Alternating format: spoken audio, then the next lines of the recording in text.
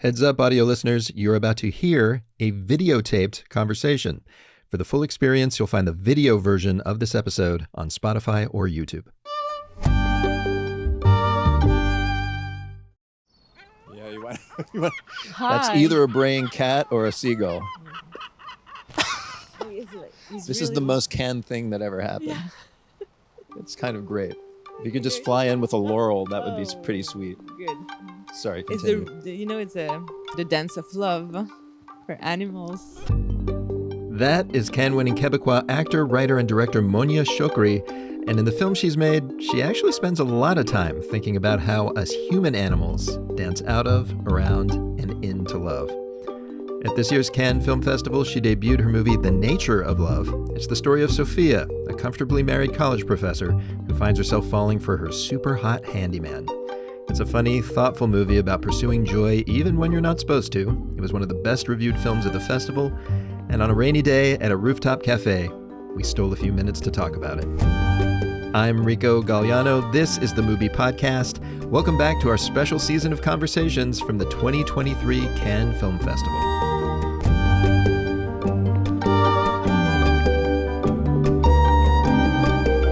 This is episode 3, Monia Chokri on the nature of love. Hi. Hi. Lovely to talk to you. Lovely to Welcome to speak to you. sunny Cannes. Oh, but rainy can is a funny can. you say? What? Rainy can, funny can. This is a saying? No, I just made up this. You should get t-shirts made. Yeah. Let's talk about your movie, Nature of Love.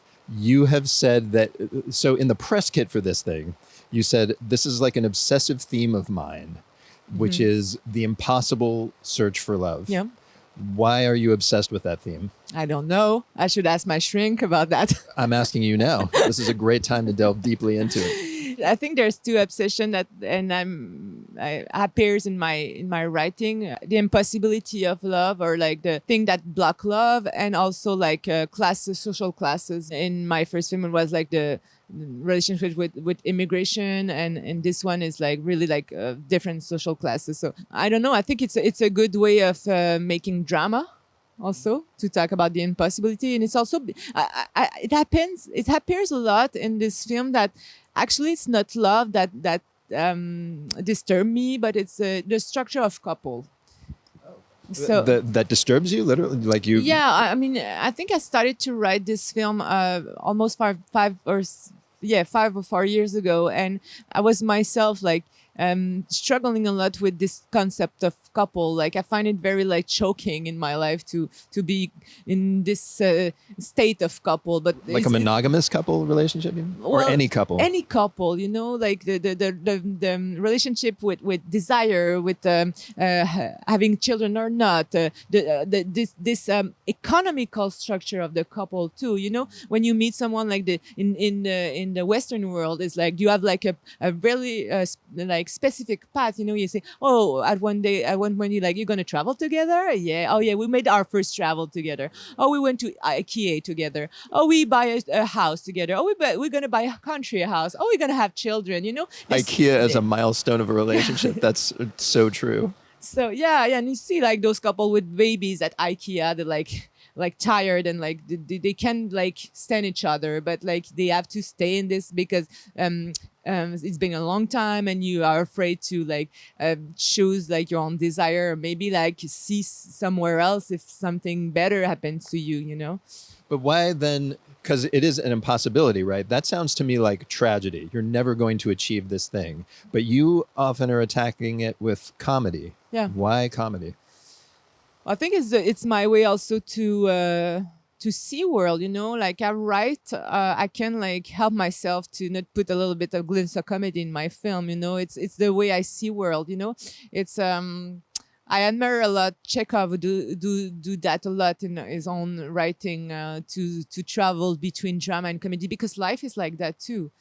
Life is sometimes dramatic, sometimes funny, and you can like manage and balance yourself in this world, and navigate in this world of like something. And we say that comedy is drama plus time.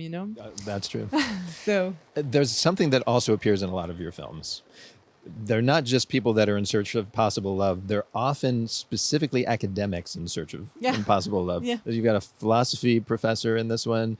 Brother's love is a sociology PhD. Is that right? Yeah. Or philosophy? Philosophic social PhD. So also philosophy. Yeah. Why academics in search And of love? my short was played actually by Magali, the main character. She was doing her PhD. Yeah, right. So what's- my character evolved like in the academic world, you know.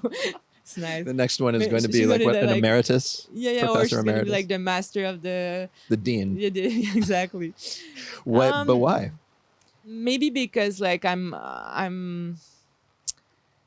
it's I love to make female character who are the ability to think to express themselves in very like intellectual field, you know.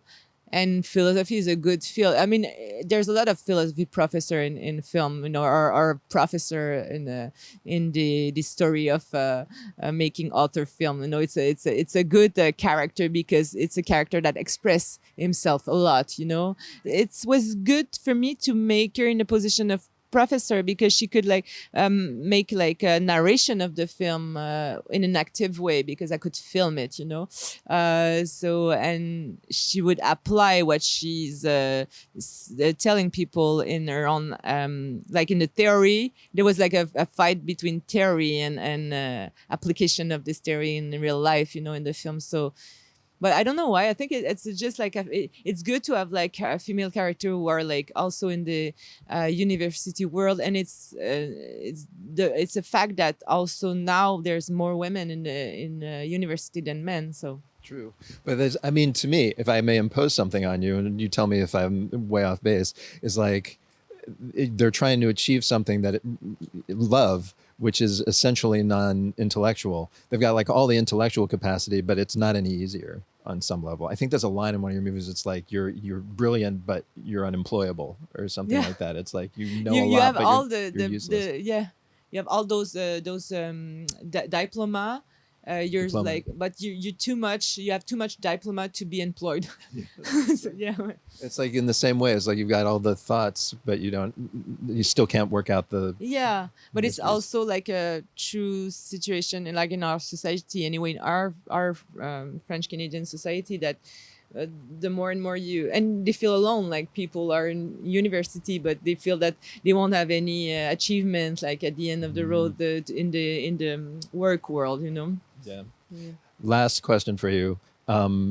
Yesterday, this was just translated to me because I'm sorry, I do not speak French, but your beautiful speech before your film, before introducing your film, which was sort of about the responsibility of filmmakers, really quickly for non-French speakers, what was the gist of what you were getting at?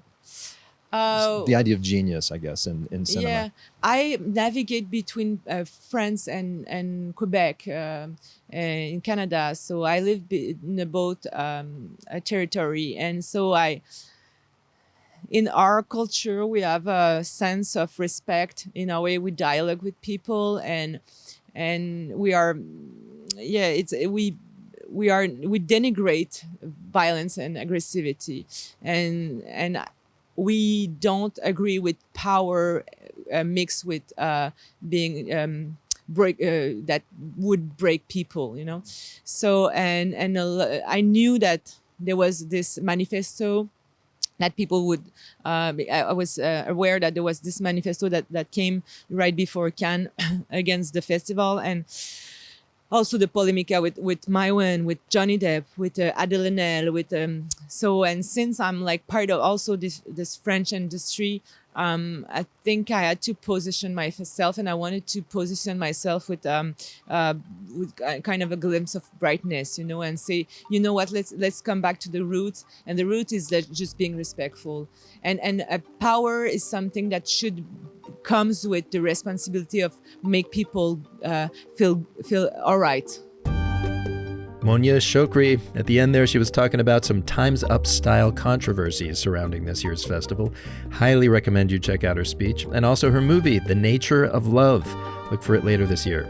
This episode of the MUBI podcast was hosted and written by me, Rico Gagliano. Kira McKinnon produced along with Elodie Fagan and Josefina Perez Portillo. Prachi Mokashi edited the show, and Michelle Cho is our supervising editor. Yuri Suzuki composed our theme music.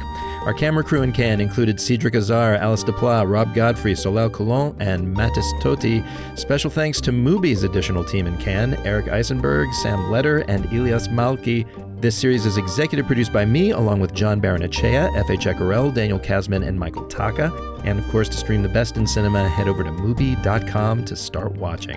Next episode, a downright delightful conversation with filmmaker Weston Rizzulli. His debut Cannes film, Riddle of Fire, is like if Francois Truffaut remade The Goonies. Follow us so you don't miss it. Till then, fun fact, Cannes is super close to Italy. You can find really good pizza there.